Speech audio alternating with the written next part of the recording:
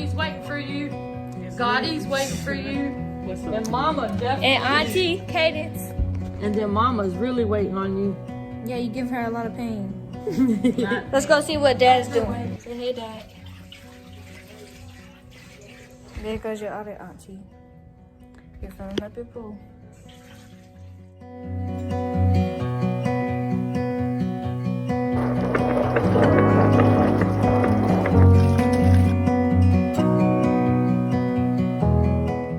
Neo, you're on the way. We're all waiting on you.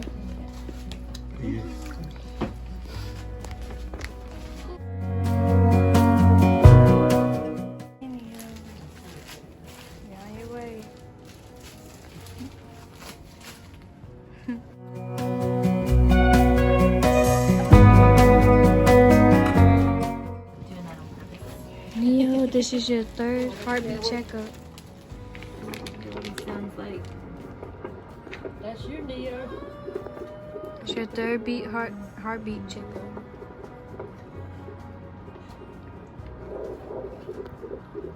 There you go.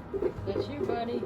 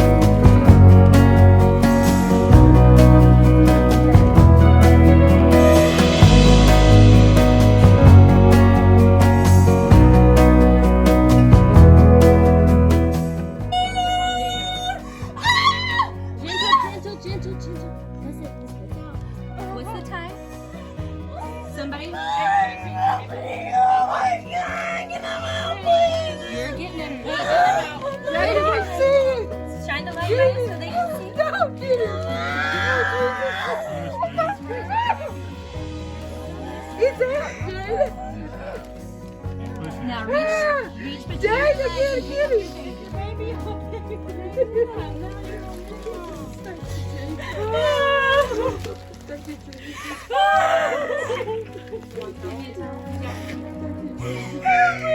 Pictures at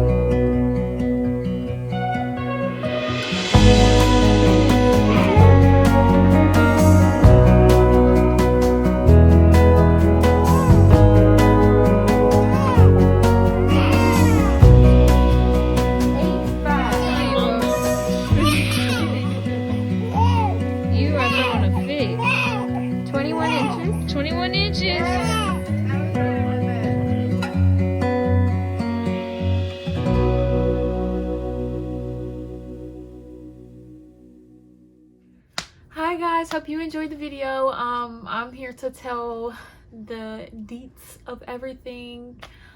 Keep watching, please. I promise it's not gonna be boring, but let's just jump right into it. So it was Thursday, June 11th, and I went for my 41-week appointment, and my midwife gave me the go to do castor oil. And the only reason I was doing castor oil is because I had to give birth before 42 weeks in order to have my home birth. So, you know, at 41 weeks, my midwife told me that it's 98% effective, the castor oil. So that's the only time that she would allow me to do it. So 41 weeks came by, and at that appointment, she gave me the rundown of what I need to do. I need to be hydrated. She made sure I was extremely hydrated before I can even try the castor oil, because you poop a lot. So I took the castor oil at 6 a.m. on Friday, June the 12th, and it was horrible. And it was in a smoothie concoction. She gave me a nice smoothie concoction, but I threw it up ultimately. So I tried to try again. I was really discouraged, so I just asked her if I could try again, and she was like, yeah, try again around 1-ish, 2-ish. So I had to drink it by 2, I believe. And so I drank it by 2, and that concoction was way more, you know, doable than the other one, and I did not throw it up. So about 2 to 3 hours later, I woke up from my nap, and I wanted to walk because I was ready to get this thing started. So I went walking, and this is the most embarrassing thing ever, and I never thought I would tell anybody this, but I am, because my mom's seen it and my boyfriend and all them, so it really doesn't matter. But I took my walk in my neighborhood, and then I had this horrible feeling, like I felt like I had to poop, and I was like, okay, well, I can make it back to the house before I have to poop, because I mean, I have control, you know, I'm good. No, I ended up pooping on myself in the street while I was walking, and my boyfriend ran to the car, like ran to the house to get the car to come pick me up, because I was just like crying, and I was like, oh my god, it was like all the pregnancy hormones on top of the embarrassment, on top of just the castor oil literally making my stomach hurt. So it was just a lot going on. So we got back to the house, and I was just like, whatever. So I had to take a shower. I ended up taking a shower, laying down, you know, and then around like later in the night, I started getting random contractions, and it wasn't anything serious. Mind you, I have a high pain tolerance, so nothing serious may not be the same as yours. But once it got into the middle of the night, I was really feeling them, but they were coming like very sporadically. Sometimes they come every 15 minutes, sometimes every 30 minutes. So I was still not in active labor at that time. So at 6 a.m. I woke back up. I was waking up through the night, but at 6 a.m. I woke back up and went downstairs with Rob, and we just, you know, talked and stuff, and that kind of stalled out after that. So I went back to sleep, thankfully, because I really needed the rest. So I went back to sleep and woke up, and I mean, they weren't there, and I was getting discouraged because I was like, oh my gosh. And because I was really over being pregnant at this point. Like, I was really over it. I wanted to meet my baby. Like, I was antsy. We were approaching that 42-week mark. I was just really feeling all types of anticipation, and it was just really rough. So when my labor stalled, I was just like, what the heck, like let's go. But I should have not said that, because I was trying to at like 12 o'clock, I was like, she was like, lay down, take a nap, you know, try to get as much rest as possible, and don't think about it too much. She said, but don't do anything too crazy. She was like, just take it easy, you know. So I was trying to go to sleep, but I couldn't, because like I was just uncomfortable. And so my mom was like, okay, well, come outside and we're gonna walk around the backyard. It's really close. You don't have to go far out. You're just right here in the backyard. So I walked around the backyard like a bunch of times, and you know, nothing fast. I was going slow, just walking, talking, whatever. And so that really sped things up. And by then, my mucus plug, I forgot to tell you guys that, but anyways, I lost my mucus. I was losing my mucus plug, you know, since like 40 weeks, but you know, I really started losing it the Saturday the 13th, whenever the day I gave birth. Friday I lost a little bit of it, but Saturday I really lost a lot of it. Your mucus plug isn't really an indication of labor, but it is at the same time, so it really just depends on your body. But anywho, I lost most of my mucus plug after we got done walking in the backyard, and it was gross. it was gross, like it was disgusting, but it was just like, you know, that was a sign. I was like, yes, like I'm ready, like let's go. So I went into active labor by 2:45, 3 o'clock, and I called my midwife because they were like, yeah, it's time, like I think it's time, it's time for you to come. And they were like, well, she was like, well, is she unable to, like, you know, talk and stuff like that? And they were like, yeah, and she's vocalizing and blah blah blah. So she came, well, she was on her way, and so I'm bouncing on my ball. They start, you know, rushing to get the pool ready. They're getting the room set up, you know, getting it nice and dim, because I wanted candles, dim lights, very relaxed mood. So we had a bunch of candles, a candle, like, you know, the little flicker candles, and it was just, you know, I wanted it to be real nice and peaceful and calm while I was in my space and in my zone. So they got all that stuff ready, and I'm downstairs. In that video you can see me downstairs, like leaned on the couch. I'm like, you know, vocalizing, and that's at that point is when I started vocalizing and getting loud, because I was like, yeah, these things are coming in and coming strong, because my labor literally went from 0 to 100 within like 30 minutes. Like, boom, 30 minutes. That's all I had to, you know, have that little baby labor. So I had really bad back labor, like horrible back labor.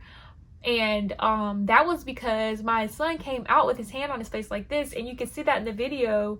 His arm comes out with his head. You can see it in the video if you pay close attention, if you go back and look at that one part. I'll see if I can like zoom in on it and then like upload it like up there or something like that, but I'm still new to this, not sure to this, so I don't know how to do that yet, so I'll look it up. But I was having boom boom boom contractions, and then my back was horrible. Imagine like a Charlie horse in your lower back, like near your tailbone. Like, yeah, it's really rough. So I was having all those things, and it was liberating, but it was also just extremely painful, and it took a lot of focus, because I have a high pain tolerance, but those things, they took my breath. Like, it's rough. Like, I didn't want to go nowhere. And so when they finally got the pool filled up, I didn't care what temperature it was. I hopped my butt right in there, and I tried to listen to my Hypno Babies, but it didn't work out for me. It just didn't work out for me. But I very highly suggest the Hypno Babies if you are trying to do a natural birth, home birth, water birth, whatever the case is. I highly recommend them, because they have really amazing information and education on childbirth and just what you should do during a natural childbirth. And they even have C-section parts. They have breached baby tracks, C-section tracks, everything. They have all types of stuff. So it's very inclusive and an amazing program. So I personally did not use the tracks, because I used them a little bit during my my like pre-labor, but I couldn't use them in my labor because I don't know, I just couldn't. It wasn't in my plans, clearly. So the headphones you see in the video, I threw those off, literally took it off, threw it, and I had to just focus and just vocalize as much as I possibly could. I didn't care who was in the room, who was doing what. I was gonna say what I had to say. So I was, you know, having my contractions, and my boyfriend, he's telling me my peace cue. That's the thing that I learned from Hypno Babies, and you just vocalize peace and you like breathe with it. So your piece can be really long, it can be really short, you can say it a bunch of times, whatever helps you. But that genuinely got me through my contractions. Like, I don't know what I would have did without my peace cue. So serious. And Rob helped a lot with that, because he just reminded me to just say it and breathe and just focus on that word. And when you focus on that word, you're not thinking about, oh my gosh, I'm literally having the worst contraction ever right now. So we were, you know, doing our peace cues, and I'm having a pretty quick labor.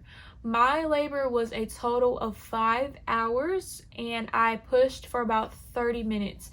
I don't know exactly how long I pushed, but I know I pushed for about 30 minutes. It was a pretty quick push compared to most people. It was a very quick labor, because I'm a first-time mom, and most first-time moms, or any labor in general, lasts at least like 8 hours plus. My mom labored for like 19 hours, bunch of hours before. So it's just like I've heard so many different things, but I knew personally I didn't know if I was going to labor fast or if I was going to have a long, drawn out, slow labor. So I was in, like I said, active labor for like 5 hours. So I wasn't in the pool the whole time. I got in the pool around around like 5 maybe, I think. I'll have to look, but 5 o'clock I would say, maybe 6. I don't know. Whatever. I was not in there very long, or unless I was kind of just like hazed. But I was in there for a good like I have to be in there for at least an hour and a half. So yeah, at least an hour and a half. So yeah, I was in there for about an hour and a half. But my body started pushing, I would say around like 7:45, because I'm pushing for about 30 plus minutes. So we'll say around 7:45 is when I began pushing, and it wasn't okay, my midwife is like, okay, it's time to push. No, my body literally began pushing by itself, and I'm like, what is going on? And I told my midwife, I was like, I'm pushing, is that okay? And she was like, yeah, that's fine, just listen to your body and do what you have to do, and then with each contraction just gently push as if you feel like you can. So I was like, okay, like this is it, I'm already here, because it felt like a blink of an eye and then I was pushing my baby out. I was like, what the world? I didn't think it was gonna be this quick. So I started pushing, and it was so intense. I lost focus. You can see in the video, I lost focus when his head started coming out, and they didn't get all of the all of me pushing, but it was just exhausting and intense pushing, until he got down and he like actually crowned. And then when he actually crowned, that's called the ring of fire, is when their head is beginning to like really push and open your vaginal hole. I lost all focus at that point. I was cursing. It was hard for me to regain my focus after that. It felt like I was ripping open, so I just got scared, and I honestly stalled a little bit on my pushing because I got scared, and it scared the crap out of me. I was just like, what? So when I tried to like refocus and be like, I'm birthing my baby, like my baby is about to come earthside, so this is beautiful, this is not scary, Jada, this is beautiful. So I got back focused, and I tried to think about something else. Like I tried to think about like holding my baby in my hands, and that helped a lot. But when he actually started coming out, I just was like, get him out. Get him out.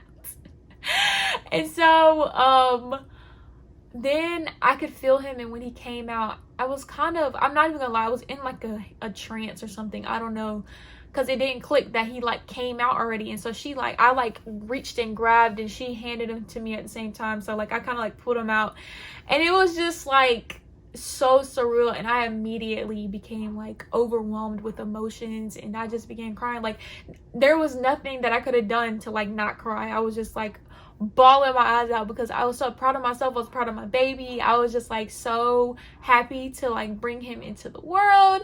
It was just amazing. It was the most amazing experience. I got to be with my entire family. My grandmother was there, my 2 little sisters, and my mom, my boyfriend, and my best friend, and then my midwife and her assistant. But all those people got to experience my son coming to this world, and that is so amazing to me. That's such a privilege. Not everybody wants a whole bunch of people around them when they're giving birth, but I know I personally wanted anybody who wanted to experience and witness that to be there, because birth is beautiful, and I have a big old family, so I wanted them to experience it all, and we're all really close.